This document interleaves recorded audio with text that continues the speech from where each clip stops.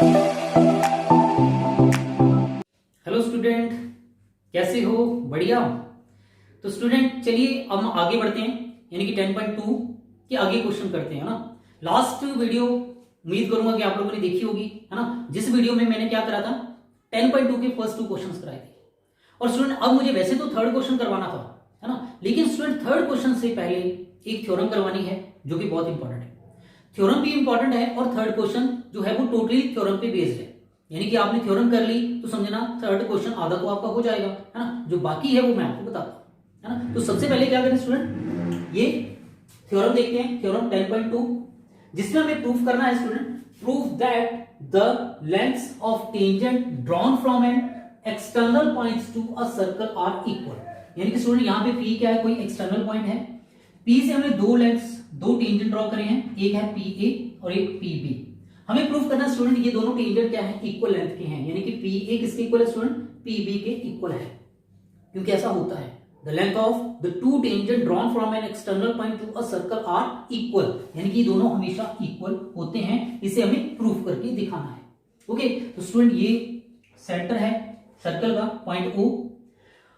तो स्टूडेंट क्योंकि थ्योरम है तो सबसे पहले हमें क्या करना पड़ेगा, बताना पड़ेगा गिवन, टू प्रूफ, कंस्ट्रक्शन वगैरह वगैरह, है ना। और स्टूडेंट आपको पता है जो मेरा करवाने का तरीका है ना, वो सेम वो है जैसा कि आपने पेपर में करना है। मैं बार बार ये वर्ड बोलना नहीं चाहता, है ना, लेकिन फिर भी बुरी है। तो स्टूडेंट सबसे पहले बात करते हैं, आपको क्वेश्चन में लिखना होता है गिवन, कि हमें क्या बता रखा है भाई, हमें दे रखा है in a circle with centre O, with center O, PA and PB, PA and PB are two tangents drawn from an external point P, है ना, ये भी लिख दें, drawn from an external point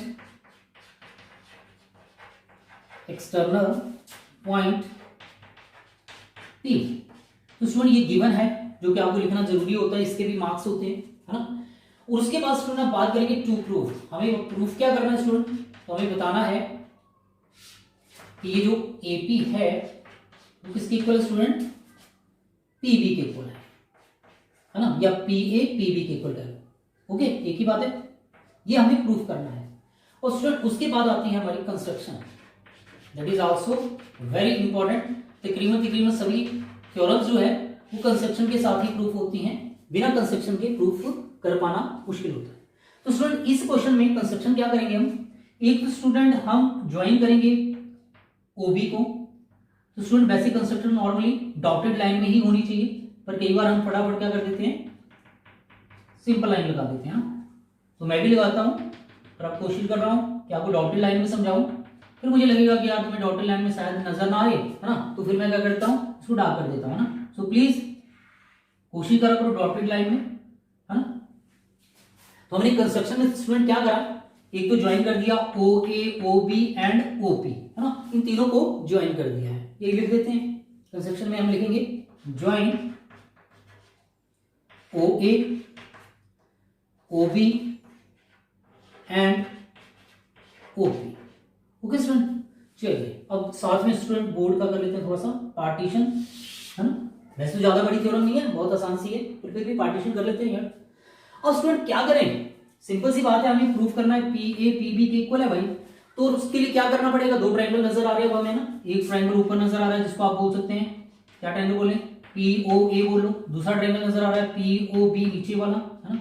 तो ये दो ट्रायंगल स्टूडेंट, इन दोनों को कॉन्ग्रुएंट प्रूफ कर देते हैं, बाय सीधी से रिजल्ट प्रूफ हो जाएगा। सिंपल सा क्वेश्चन है ना। तो क्या करें स्टूडेंट, सबसे पहले लेते हैं प्रूफ में, इन triangle POA and triangle POB।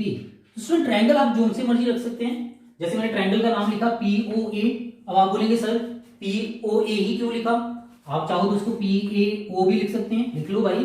बस ये ध्यान रखना कि कॉरस्पॉन्डिंग साइड सेम लिखने की कोशिश करना। यानी कि देखो अगर आप PAO लिखोगे तो उसके अकॉर्डिंगली आप लिखना यहाँ पे PBO, यानी कि दूसरे वाला ट्रायंगल उसके कॉरस्पॉन्डिंग ही लिखना होता है ना, जो कि आपने पढ़ रखा है ना, पढ़ा हुआ है ना। चलिए अब स्टूडेंट दोनों को कॉन्ग्रुएंट प्रूफ करते हैं और देखते हैं ध्यान से कि PO दोनों में आ रहा है ना, जिसे हम बोलते हैं कॉमन। तो PO, यहाँ पे भी PO है, तो ये क्या होगा स्टूडेंट, कॉमन, यानी कि दोनों में है। ओके, और स्टूडेंट और क्या है, OA OB, ध्यान से देखो OA क्या है, ये लाइन सेंटर से हो रही है, ये भी लाइन सेंटर के पास आ रही है ना, तो ये दोनों क्या बन गए स्टूडेंट, रेडियाई है ना, रेडियाई ऑफ सेम सर्कल भी ले सकते हैं। तो OA OB दोनों इक्वल हैं, क्यों, रेडियाई ऑफ सेम सर्कल है ना। वैसे रेडियाई ही काफी होता है, सेम सर्कल की जरूरत नहीं होती, पर चलो। और तीसरा रीजन स्टूडेंट, तीसरा अगर आप ध्यान से देखेंगे, एंगल A क्या होगा 90 डिग्री, एंगल B भी क्या होगा 90 डिग्री। तो रीजन वही, radius is perpendicular to tangent, तो angle A is equal to angle B। देखो लास्ट वाला एंगल A है, इधर भी लास्ट वाला एंगल B है ना, ऐसा होना चाहिए, मालूम है ना। एंगल A एंगल B, तो क्या होगा, रेडियस परपेंडिकुलर टू टेंजेंट, है ना स्टूडेंट। चलो, तो देयरफॉर अब ध्यान से देखो स्टूडेंट, हमारे पास दो साइड्स आ रही हैं, एक साइड आ गई हमारे पास AO और एक ये आ गया है ना। और अगर इस लाइन को स्टूडेंट ध्यान से देखें तो इसके अकॉर्डिंगली ये क्या है, हाइपोटेन्यूज, इसके अकॉर्डिंगली भी देखेंगे तो ये हाइपोटेन्यूज आ रहा है, यानी कि एक हाइपोटेन्यूज आ रहा है, एक और साइड आ रही है, और साथ में एक राइट एंगल भी आ रहा है ना। तो आपको पता है कौन सा रूल है, जिसमें हाइपोटेन्यूज आता है, जिसमें एक एंगल 90 डिग्री राइट एंगल आता है और एक और साइड आती है, कौन सा रूल है, यस, RHS रूल है ना। तो thus by RHS congruent rule क्या होगा student, triangle POA will be congruent to triangle POB।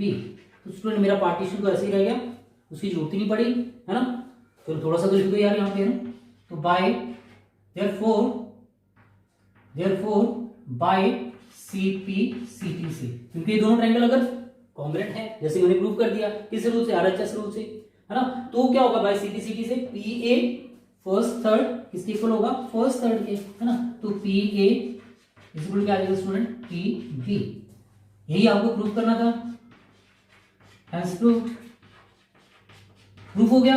मुश्किल तो नहीं लगा ना, बिल्कुल आसान सा क्वेश्चन है यार, दो ट्रायंगल बन रहे हैं, दोनों को कॉन्ग्रुएंट प्रूफ कर दीजिए, कॉन्ग्रुएंट प्रूफ करते ही बाय CPCT से क्या होगा, ये दोनों इक्वल हो जाएंगे, है ना। कॉन्ग्रुएंट प्रूफ करने के लिए देखा, ये साइड दोनों में कॉमन आ रही थी, ये दोनों में रेडियस है सेम है, ये भी सेम है, तीसरा ये एंगल 90 डिग्री, ये भी 90 डिग्री, तो बाय RHS रूल से दोनों ट्रायंगल क्या होंगे, सिमिलर कॉन्ग्रुएंट हो जाएंगे। अगर दोनों ट्रायंगल कॉन्ग्रुएंट है तो बाय CPCT से PA PB के इक्वल हो गया, है ना, सिंपल।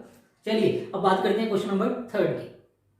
स्टूडेंट देखो जो थर्ड क्वेश्चन है ना, कहता है if tangent PA and PB from a point P to a circle with centre O are inclined to each other at angle 80 डिग्री, देन फाइंड एंगल POA।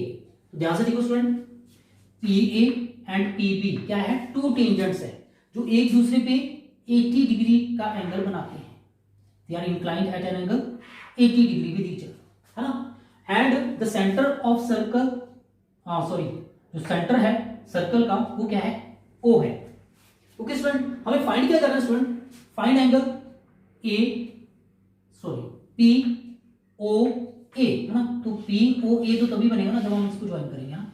तो स्टूडेंट ऐसे जब हम इसको ज्वाइन करेंगे तो एंगल POA, मतलब हमें ये वाला एंगल स्टूडेंट फाइंड करना है, यस और नो। हमें क्या फाइंड करना है स्टूडेंट, एंगल POA। और स्टूडेंट देखो ये पिछली थ्योरम है ना, सेम है या नहीं है, डायग्राम भी सेम है, सब कुछ सेम है, उसमें भी हमें ट्रू टेंजेंट्स दे रखे थे जिनकी लेंथ मैंने PA एंड PB मानी थी, और दोनों हमने प्रूव कर दी थी बाय CPCT से कि PA PB के इक्वल है।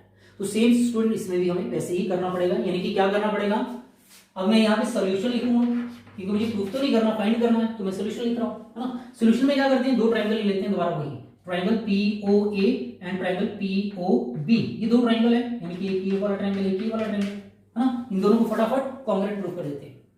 तो in triangle POA and triangle POB, same student वही रिपीट कर रहा हूं दोबारा, PO दोनों में कॉमन,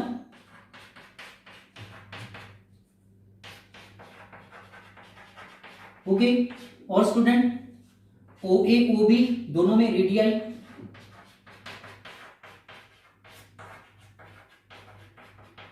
और तीसरा student angle A is equal to angle B। तो reason radius is perpendicular to tangent, yes और नो। तो ये सारा वैसे ही हो गया। तो देयरफॉर बाय किस रूल से, टू साइड्स आ रही हैं, एक राइट एंगल आ रहा है, राइट एंगल की अपोजिट साइड भी आ रही है ना, ये राइट एंगल है, और इसके अपोजिट साइड PO हाइपोटेन्यूज आ रहा है, ये राइट एंगल है, इसके सामने वाली साइड हाइपोटेन्यूज आ रही है, तो एक हाइपोटेन्यूज एक और साइड, है ना, और राइट एंगल भी। तो by RHS rule, by RHS congruent rule क्या होगा student, triangle POA will be congruent to triangle POB, okay। तो therefore by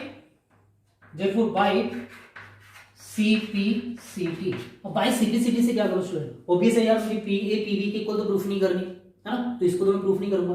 by CPCT और क्या होगा, देखो स्टूडेंट एंगल PO, यहां से अगर ध्यान से देखें, ये एंगल बन रहा है हमारा OPA, ये वाला एंगल है ना, मैं इसको थोड़ा छोटा कर देता हूं, ये वाला एंगल है ना, और ये वाला एंगल OPB, है ना, यानी कि दोनों केसेस में क्या आएगा P, है ना, तो इसको पढ़ लेंगे OPA OPB, जिसको चाहो तो मैं 1 और 2 लिख देते हैं, है ना, एंगल 1 और 2 क्या होगा, दोनों इक्वल होंगे। बेस्ट इज दिस, क्या आप लिखो angle OPA is equal to angle OPB। अगर आपको लग रहा है थोड़ी दिक्कत आ रही है तो आप लिख देना इसको 1 इक्वल टू 2, ओके।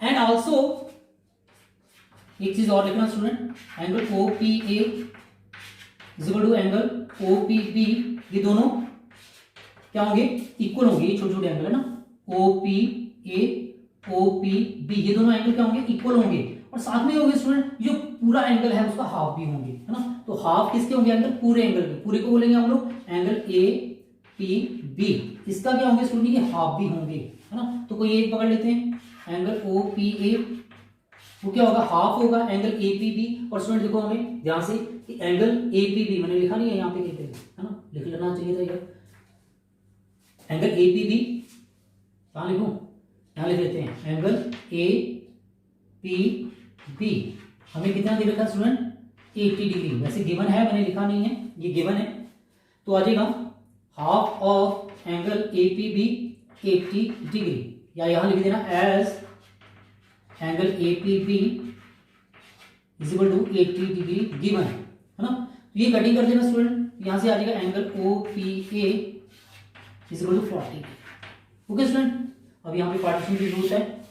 अब ध्यान से देखना स्टूडेंट, ये वाला एंगल है ना, यानी कि एंगल APO या OPA 40 डिग्री आ चुका है। अब बात करते हैं इन ट्रायंगल POA या PAO, जो मर्जी लिख लो, by angle sum property, angle sum property मालूम है ना, sum of all angles of a triangle is 180 degree. तो देव क्या होगा, P, जिसको P को पढ़ेंगे हम OPA पढ़ लो ना, एंगल OPA। अगर आपने 1 लिखा है, जैसे मैंने बताया था, कहां लिखा 1, तो एक 1 भी लिख सकते हैं इसको ना, चाहे 1 लिख लेना, चाहे OPA लिख लेना, प्लस एंगल A तो A ही रहने दो, और O को स्टूडेंट POA पढ़ेंगे, O लिखो चाहे POA लिखो, इन तीनों का सम कितना होगा स्टूडेंट, 180 डिग्री, ओके। और स्टूडेंट अब बात करें इसकी, तो ये हमने अभी भी फाइंड करा यार 40 डिग्री, A मालूम है 90 डिग्री, अभी भी पीछे लिखा गया radius is perpendicular to tangent, और POA ये तो निकालना है यार, है ना, इज इक्वल टू 180 डिग्री। इन दोनों को ऐड करेंगे 130 plus angle POA is equal to 180 degree. तो यहां से स्टूडेंट POA की वैल्यू कितनी आ रही है 180, ये उस तरफ जाके माइनस कर देना 130। तो स्टूडेंट POA एंगल POA वो आ गया हमारे पास 50 डिग्री, जो कि हमारा आंसर है। हाँ या ना, समझ आया नहीं आया? थोड़ा सा और देख लेते हैं दोबारा। देखो स्टूडेंट यहां तक तो हमने लास्ट क्वेश्चन में भी करा था, ये दोनों ट्रायंगल को हमने कॉन्ग्रुएंट प्रूव कर दिया था। अब बाइसेक्टिसिटी से क्या करना है स्टूडेंट, हमें ये ध्यान रखना है कि बाइसेक्टिसिटी से ये वाला एंगल इस एंगल के इक्वल होगा। इसको 1 को आप एंगल OPA और 2 को स्टूडेंट आप OPB रीड करेंगे। चाहो तो 1 और 2 लिख लो, चाहे XY लिख लो, वट भी। बड़ा गंदा सा डायग्राम हो गया अब तो ये, है ना। तो ये दोनों एंगल इक्वल होंगे स्टूडेंट। और क्या होगा इस पूरे का, ये जो पूरा एंगल है क्योंकि दोनों इक्वल है ना, तो ये पूरे का आधा भी होंगे, है ना। तो एंगल OPA क्या होगा, half of angle APB। APB कितना स्टूडेंट, वो हमें गिवन है 80 डिग्री, तो इसका हाफ कर देंगे, तो एंगल OPA कितना आ जाएगा 40 डिग्री।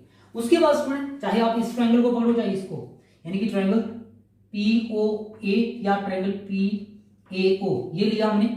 और इसमें by angle sum property, sum of all angles of a triangle is 180 degree. तो दिस यानी कि angle P plus angle A plus angle O is equal to 180 degree. ये मालूम था 40, ये मालूम है 90, ठीक है, ये अपने आप आ जाएगा यहां से 50 डिग्री। ओके स्टूडेंट, होप कि आपको ये अच्छा लगा हो। Okay, thank you very much for watching this video.